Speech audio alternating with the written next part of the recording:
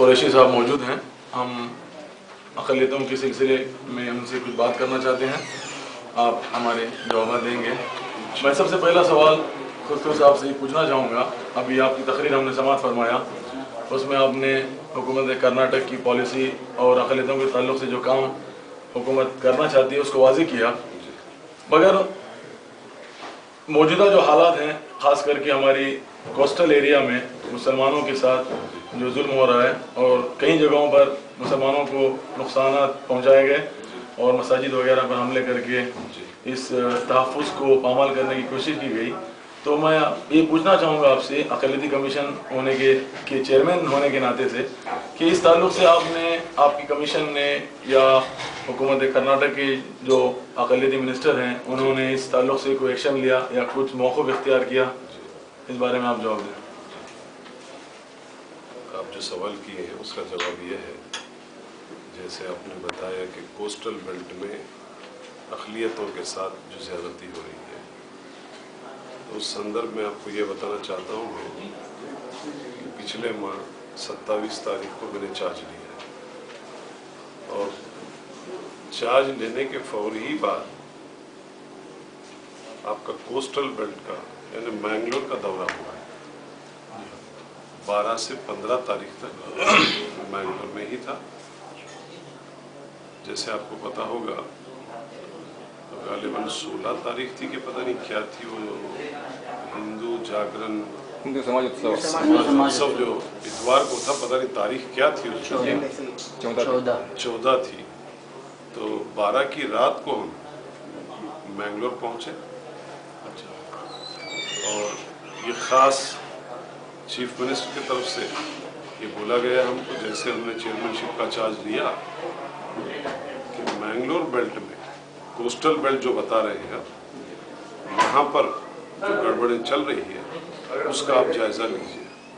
तो सबसे पहला as a minority committee chairman जो हमारा दौरा हुआ वो आपके मैंगलोर को ही हो, और वहाँ पर हमने पहला जो हमारा विजिट हुआ, दूसरे दिन जुमा था, जुमेरात की रात को हम पहुँचे।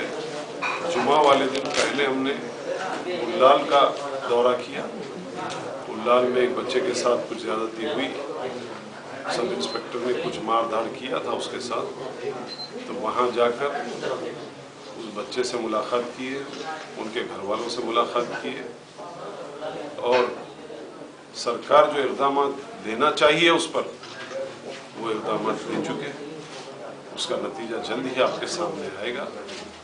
उसके बाद हमने वहाँ से लाल में ही या मैंगलोर के हॉस्पिटल में, पुत्तूर में जो हादसा हुआ, वहाँ के जो हजरत हैं उनके पास गए, उनकी तीमारदारी की। वहाँ से निकलकर हमने पुत्तूर गए। पुत्तूर के जो हालात थे वहाँ पर हमने जुमा की नमाज अदा की। उसके बाद वहाँ के जो अंजुमन के लोग हैं या कमेटी के लोग हैं उन सब के साथ बैठकर मुज़ाकरात किए, उनके साथ सारा जायज़ा लिया। और आपके पुत्तूर के करीब भी कोई गांव है, हमको नाम याद नहीं आ रहा है उसका, वहाँ के भी लोग आए थे। वो ये बताए कि साहब पिछले 8 दिन से वहाँ का जो सब इंस्पेक्टर है वो आकर लोगों को धमकियाँ दे रहा था। 35 या 40 लोगों के नाम हैं, हम किसी भी टाइम पकड़ के ले जाएंगे। तो हमने उन गांव वालों से भी जो आए थे करीब के, पुत्तूर के करीब रहते हैं, उसका नाम हमको याद नहीं है, ना कुछ नाम है, करीब ही है, 50 किलोमीटर कुछ बता रहे थे वो। तो उनको भी हमने तयक़ुन दिलाया कि हुकूमत कर्नाटक की है, मुख्यमंत्री जो है सारे कर्नाटक का है, वो कोई एक ज़ात का या एक मज़हब का या एक सूबे का नहीं। तो वहाँ के लोगों से बात करने के बाद हमने डीसी से बात की, आईजी से बात की और एसपी से बात की।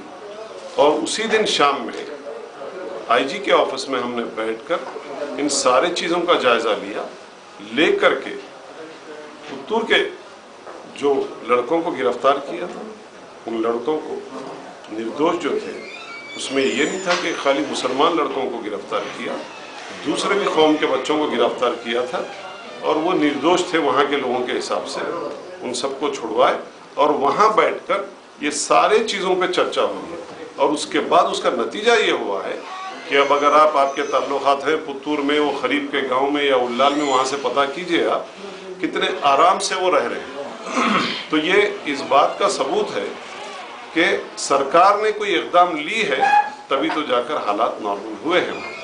ऐसी बात नहीं है कि सरकार कुछ नहीं कर रही है, ये बात गलत है।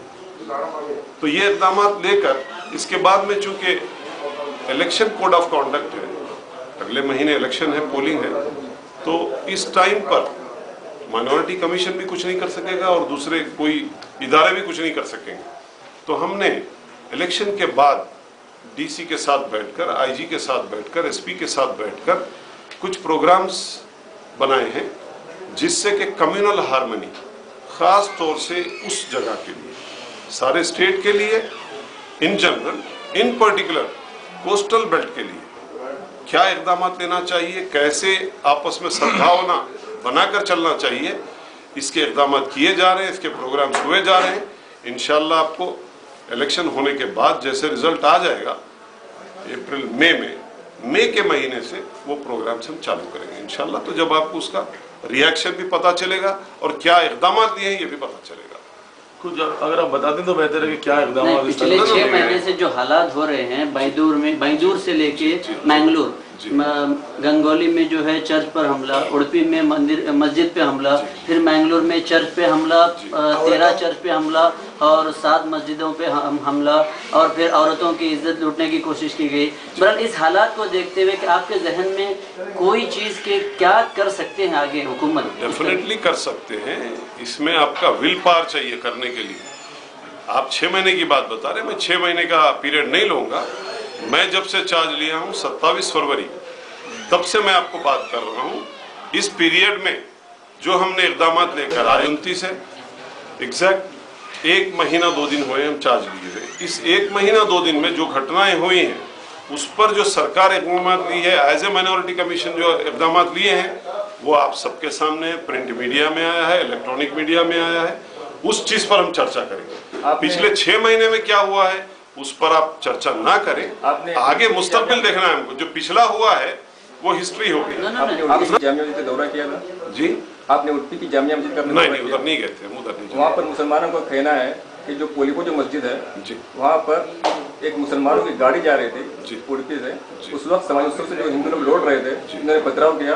पथराव करने की बिना पर उस गाड़ी में जो लोग सवार थे मस्जिद के अंदर जाके तहफ़्फ़ुज़ लिया। तहफ़्फ़ुज़ लेने की बिना पर गैर मुस्लिम जो लोग थे उन्होंने मस्जिद के ऊपर पथराव किया। पथराव करने के बिना जवाबी पथराव हुआ। लेकिन हमारे वज़ीर दाखिला जो है विधाचार्य साहब, उनका कहना यह है कि सबसे पहले मस्जिद से पथराव हुआ है। इसके बारे में क्या कहेंगे? ये आप वज़ीर दाखिला से पूछे, जिन्होंने बताया है ये चीज़ वो जवाब दें। मेरे हद तक जो बात आई, जो मेरे से आप पूछ रहे हैं as a minority commission chairman, मैं उसका जवाब दूँ। लेकिन आपको तो कम से कम दौरा करना चाहिए। ना, दौरा तो करेंगे ना। देखिए इलेक्शन का टाइम आ गया, हम बता रहे हैं आपसे इलेक्शन टाइम आ गया है, इस वजह से जो है तो इलेक्शन कोड ऑफ कॉन्डक्ट है। हम क्या करने वाले, कैसे करने वाले, क्यों करने वाले, हम नहीं बता सकते ये चीजें। हम आपसे यही बता रहे कि आप भी उसी अल्लाह रसूल को मानने वाले हैं, हम भी उसी अल्लाह रसूल को मानने वाले हैं। आपका कलमा भी वही है, हमारा भी वही है। तो हम उस कलमे से वास्ता देते हुए आपको बता रहे हमारी नीयत साफ है, हमको कुछ करना है। यहाँ पर आज कोड ऑफ कॉन्डक्ट लागू है, इस वजह से हम कुछ बता नहीं सकते मीडिया से। इंशाल्लाह इलेक्शन हो जाने दीजिए, उसके बाद क्या इक़दाम लेंगे, कैसे करेंगे, सरकार हमारा कैसा साथ देगी, सरकार के हम नुमाइंदे हैं, ये आप सबके सामने खुलकर आ जाएगा।